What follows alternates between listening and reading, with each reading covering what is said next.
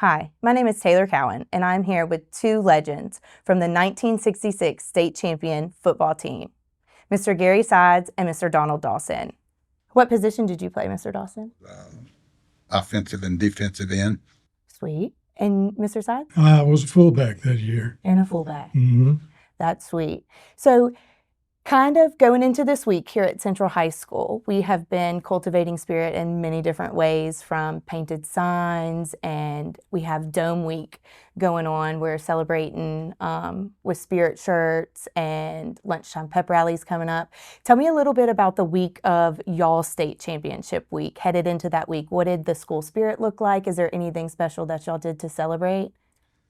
I can't hardly remember that far back. There was a lot going on, and there was a lot of spirit in Central, and we had a huge following back then. And similar, very similar to the following we've had in the last few weeks here, for home games. But it was exciting when we came out of the dressing room at the state finals, and we saw all our fans. We probably had more fans than Jesuit of Shreveport had. Like we did last weekend. Yes, right. Exactly. That was the time of the Vietnam War, and it was tough to get down that way. The buses, there wasn't any buses like they have today. They were all booked up. And so Miss Gail posted on Facebook about y'all's experience traveling to the state championship. So no buses. Y'all hopped on a plane. Can y'all tell me a little bit about that experience? I read that it was a lot of y'all's first times hopping on a plane. And I mean, we were country boys. I mean, we'd never done it, flown on airplanes. Me, I haven't. But until then, and they chartered some DC-3s out of New Orleans, and it was, I think, I almost said it was two planes. It was two planes, yes. I think I remembered it as just one, but yeah, it was a thrill to fly up to Shreveport, and the weather got rough on the way. There in was the a air? front move through, yes. Oh, mercy. And it was very overcast and cloudy, and I was nervous when I looked out that window, and I couldn't see any ground, so I remember, I think, wasn't that the Jesuit Eagles? Wasn't it the Eagles? I don't know. I think they were the Eagles. But anyway, when we took off from the airport, it was Ryan Airport back then, and there was a plane had run off the end of the runway, and Coach told us, he said, look out of that window. He said, that's what we're going to do to these Eagles. Leave them right there. So. Are you talking about Jesuit? Yes. Yeah. Okay. They were the Snoopy something, wasn't it? The what? The Snoopies. Something. It's kind of crazy. Long time back. Yeah. But it was a lot of fun. I mean, we got to the stadium at Jesuit, and they had put us in the locker room, and it was so cold that coach went and got us hotel rooms and moved us all to hotel rooms. Is that pregame your hotel room? We were in the stadium at first, and we'd gotten there early, and we were freezing. And like I said, he moved every one of us to hotel rooms. And how'd that go? It went well. It went good? Yeah. We were able to rest, much better than trying to sit on that cold concrete Oh, yeah. in a visitor's locker room. Do you think that was a tactic to get into your head, slow you down a little bit?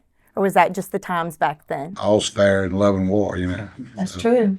That's true. So, but coaches, we had some great coaches, just like y'all do today, and they cared a lot about their kids, So. Yeah. So with the transition from Coach Sid to David Semino, I see a lot of resemblance in their coaching style of pouring into our kids and making sure that not only they're taken care of on the field, they're taken care of mentally, academically, and that they're really well-rounded student athletes as a whole. Can you tell me a little bit about how it was back then as a student athlete? Was it more athletics and football was fun, or was it like school first and then like really dive into football? Well, I had moved out to LSU right before, I guess, the year before that. And my coach Alford used to come out and pick me up and bring me to school. And I would go back with him in the evening after practice.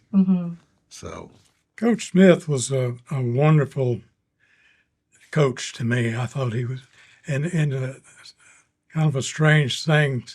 We weren't playing football until the seventh grade back then. So when I started playing ball, Coach Smith was my coach, the seventh grade coach. But every year that I went up a grade, he happened to get the football coach position for that year's athletes. So Coach Smith and I went up from seventh grade to the 12th grade, just on the same team. And he was a very loyal and disciplined Christian man. And in fact, when you're dealing with a bunch of knuckleheads like we were, I only heard him say one curse word the whole time I knew That's him. right. And Oh, he wow. apologized for it. Yeah. He sure did. He was a very good coach, and even after he left, I got to know him a little bit better when he was an old Mississippi man, and he came back after he retired, and we had, I think it was a birthday party we had for him up in his home, and so he made it. I think he was a great influence on all of us. Yes. I think that's important both in the classroom and on the field to have a strong leader, both as somewhat a friend and taking care of nurturing you, but also being able to stick in to what they know and what they believe in you and push you to your limits and kind of push you past your limits so you can, one, learn from your mistakes, and two, learn to face adversity in many different forms. So as your coaches grew up with you and came in, did y'all have any special traditions, say starting from seventh grade, that your coach did with you that y'all carried into high school? I don't recall any special traditions. It was just basic. They were good teachers, and taught us the game well. I mean, we worked at it, and they had certain exercises that we would do if we'd messed up. But it was nothing out of the ordinary. It was a basic a football training program for us, and getting in good shape. Back then, it's amazing to us now that the water breaks that are able to take during the ball games. In our practices, we never had a break. The only break we had a break for a quarter of an orange. That's right. Oh, wow. Water and orange. And then, That was really, it. you know how we got water? How'd you do that? They put it in a bucket and we all sucked on the towel. Wow, times have changed. Times have changed. The game of football has evolved so much. So much. I mean, we have kids that are 5'2" on the field up to 6'5", I feel like. I read in the post that your wife posted that your team was small in stature but big in heart. Can you tell me a little bit about some of your players? I read there was one big player, maybe 6'2". Was it you, Mr. Sides? Billy Ponce was our biggest player. He was probably about, 250? And Gordon was probably the tallest. And Gordon was tall, well over 6 foot. But I think I was the second largest on the team at 210. So I was 175. and most of our players were under 200 pounds. They were. Yes, they were. With a quarter of an orange sucking on a towel, growing. So going into the 1966 season, I know I can't remember much, but what was the mindset, if you can remember, kind of going into the season? What did the 65 season look like, and how did your 66 season start and progress? If I recall, I think in the ninth grade, we didn't win one single football game, did we? I don't think so. We did, and not one. And this mindset was, we're not doing this again. So, in parallel to what's going on now and back then, we did lose the Catholic High. Yeah. But after that, it was, I guess we put our mind to it, and it just, we played ball after that. Yeah. Not trying to, but we did. Yeah. The guys all played really hard. So that was a winning season for you, obviously. Were there any tough losses that season that kind of shifted to where you fully flipped that switch and was like your ninth grade year, no, we're not doing that again, but that one game? I think this year after our Catholic loss, our boys said, absolutely not. no more, and it was their time to write the rest of their story. And they took that loss and they learned from it and they built. We had two losses. The first two ball games of the season we lost. We played Estruma the first game, and we had never played Estruma before. They were AAA team. We were AA. So of course they had more players and bigger players, and we held the first half pretty close. But then they got us in the end. And then our second game was Catholic High. Yes. And we only lost. It was a thing that the coach told us all week, warned us about this one particular running back, that he can break it open on you. And sure enough, in the second half, he did. But after that, I think, like you said, we kind of put our heads together and said, That's it. we're not doing this again. So the dynamic on your team, tell me a little bit about that after those two losses. We just got together and said, listen, we're not doing this again. And it was everybody on the same page. So how did Coach prepare you after those two losses? We headed into, game 3, then we had victory, game 4, and then you're a game closer to the state championship each time. Is there anything special that he did to get you mentally and physically prepared for a state champion football game?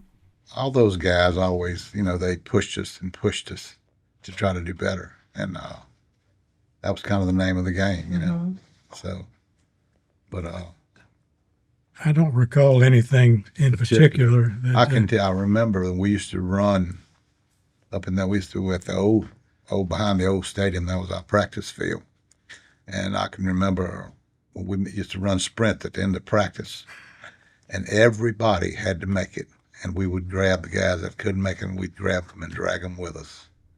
You're only as strong as your weakest link. That's it. But we made sure everybody made it. We don't make that extra lap. Mm-hmm. Family. Yeah. You win as a team and you lose as a team. So the atmosphere leading up to the state championship game, do you have any special moments or memories from that? The game before the finals was at Lake Charles. Yes. That week was a wet week, so much rain. I know when I went home after school and Friday afternoon, I laid down and took me a nap like they encouraged us to rest, before the game. I got up from my nap and I looked out the window and it was still just a pouring rain. And got to the stadium, and of course it didn't take but the first couple of people walking on the field to make it a big mud hole. Mm-hmm. And so we played in the mud, but it was it was one of my best game I had played that whole season. Even had us change jerseys with the guys that had clean jerseys at halftime, so they could recognize who was out there. But it was quite a good ball game. I think the nickname was the Mudcats. Yeah, they did. Mudcats. Yeah, yes, they did. Sam King was a sports writer during that time, and he followed us pretty regular, and he used to come up with some pretty good things about Central High School at that time. The game before that was Crowley. The Crowley was before Lake Charles. That's Lake right. Charles, and they jumped on 7-0 the first quarter, and they said their fans were talking about, I wonder where we're going next week, and we beat them 28-7. We've been there. Yes, that had that wake up time. Yeah. So. I think hearing them talk, and even as a spectator on the field, hearing other coaches and spectators talk about our athletes who've put so much in, it not only lights a fire in our athletes, it lights a fire in the fans. And I think at Central High School, our fan base is a big part of our team's success, our following everywhere we go. Most of the time, y'all have been there, y'all have seen our sides be more packed than the visitor sides. How was that like back in 1966 with the fan base? Back in 66, the track used to go around the field, but that would be absolutely full, and the stands would be full. And, it was, we had a huge following. So you were fighting for your teammates and your community. And I feel like our boys are in the same shoes. Yes. and they're proud. I have had a lot of conversations with them, and they're excited. And I've told them that I get to sit down with y'all today, and tomorrow you and your teammates will be out at the field, and they all want to check out and go. While they can't check out and go, they wanted me to share that they will be fighting for y'all, and that they will be playing in y'all's honor, and that, you know, I get to share everything that I'm hearing today with them tomorrow. So just know that when they're out there tomorrow, Saturday, that they're going to be fighting for y'all too. Oh yes, they'll have We- the stands will be full. Oh yeah, I'm very proud of them, I can tell you. we are It's been too. a long time coming. How did it feel when that final whistle blew at the game before the state championship and you were going into the state championship? Did you celebrate? Oh gosh, yeah.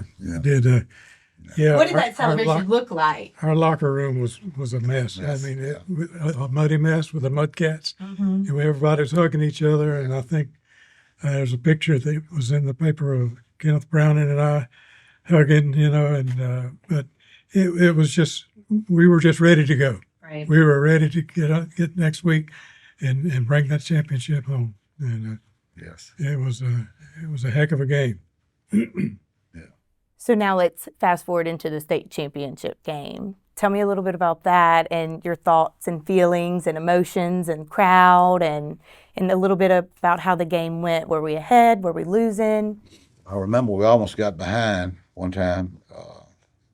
The back got loose, and Kenneth Browning made a shoestring tackle and stopped him. And then we held him. I think we held him 7-0. Mm-hmm. And it was a couple close calls, but we sacked the quarterback several times. There was a film at one time of all that, just those special plays. Yeah, like there was that. a highlights film that And I'm not sure. nobody has been able to locate. So. Yeah, but it was intense until the very end, you know. And that final whistle blew and you're bringing home the state championship. How did the town react when y'all came back with that trophy? We got back and nobody was here. That's right. We flew back and everybody was driving back, and we got to the airport, and we had an old maroon bus that we used to ride on. Well, it wouldn't start. Oh, no. So we came back in the back of pickup trucks to Central. And then 2 o'clock in the morning, came back when everybody was getting here, and that's when we saw the crowd. So, Central hasn't changed. no. Bunch of country boys. So, what life lessons or lessons did you take away from your 4 years in high school, from the failures to the triumphs? Never give up. Never give And That's what I was gonna say. that heart, just like these kids showed last week. Keep fighting to the very end, and it pays off. It does. And that's what the coaches are good for, stirring up getting that heart feeling right, you know, and to give it all you got. And when you do that, you rely on each other and as teammates. And that's the thing about a school football program or any program. It's a team effort. It's not an I, it's not a me. It has to be a team effort. And that was one thing that we were just celebrated is the guys were such loyal teammates that we just had a great year. But the community too was the same way. I mean, that was like you said, they showed up for all the games. You know, it wasn't rain or shine; they were there. Wildcat pride. Yeah. Wildcat, I don't remember if you dropped the ball or did something with the ball you wasn't supposed to or whatever. You had to carry a ball around all week at school. Were there any times where you had to carry a ball around all week? I don't remember. Yeah, I don't believe it, but Well, it makes you get your mind right.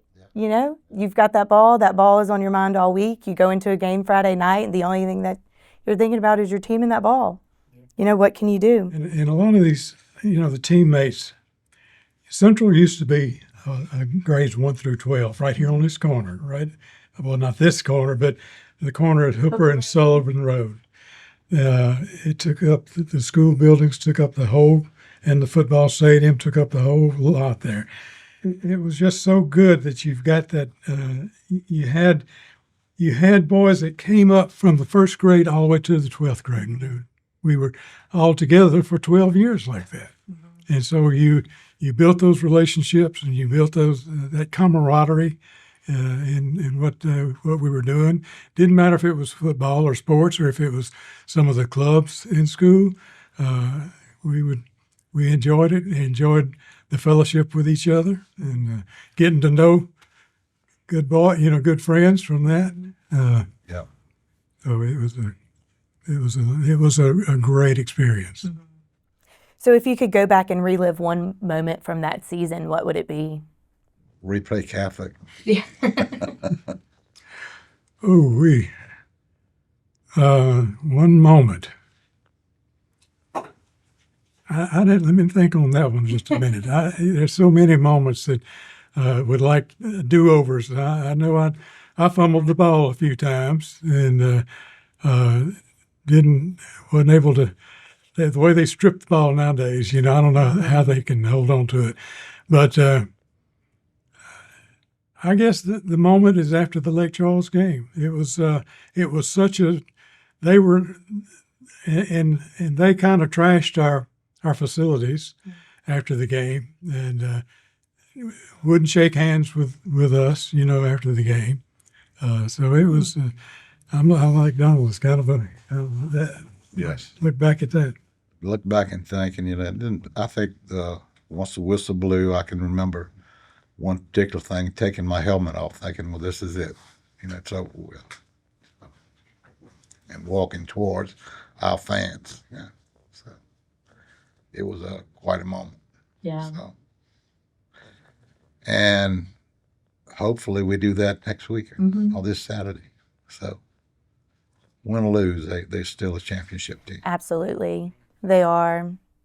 And their ability on the field, off the field, they've got heart. They talk about each other like they're family. I see some posts of some guys saying, this is my brother. They're not blood, but they'll be there forever. And that's something sweet to see because, in today's generation, kids are different. They don't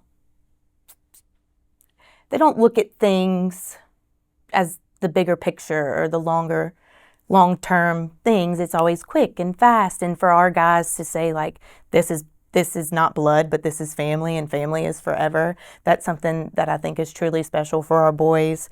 So y'all have been following a little bit along with our boys. How do you feel about our program and how it's grown over the years and the program this year that we have going on? I've known David since he was a youngster playing high school ball. They won the first state championship in Parkview, I believe it was. Mm-hmm. And did some other things with David after that. He's a good guy, a good leader, and cares about his kids.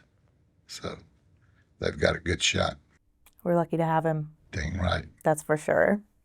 One morning prayer session he had for the dads, and I came and sat in and listened to that. He is encouraging that what he is doing and his philosophy and teaching of these young men is going to make a difference in their lives. Absolutely. Yeah. He's setting a solid foundation both on faith, family, friendship for them to take that and run with it to be successful. Is there any words of advice or words of wisdom you would like to share to our current boys as they prepare, mentally wind down to go battle for another state champion for the Wild Championship? No matter what, don't stop, don't quit. So first to fourth.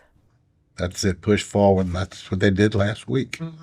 With no chance to win, they won the ball game right at the end. Mm-hmm. So that's right. It's just never give up. Don't give up. That's right. Never give up. So. And one thing that has kind of brought me back and my wife, my family back into Central football was my granddaughter is dating one of the players. So it's exciting. Graham Harris, huh? Yeah, it's exciting, to come and be a part of that and seeing Graham play a good game and So it's a good experience for us again. My son-in-law, Casey Patterson, has played at Central. Gabe Patterson has played at Central. Cam Patterson has played, and Lucy Patterson, the cheerleader. So a lot of Central blood. Wildcat legacies. Yes, I love it. Yeah, we love to see that. And so our slogan has been "Lock the Gates." And with both of your families, y'all have locked the gates for sure and keeping them here. And I just want to say I've taught your grandchildren, and they're both blessings to have in the classroom. And it's so fun to watch them on the sidelines and on the field and on the water fishing and on the baseball field.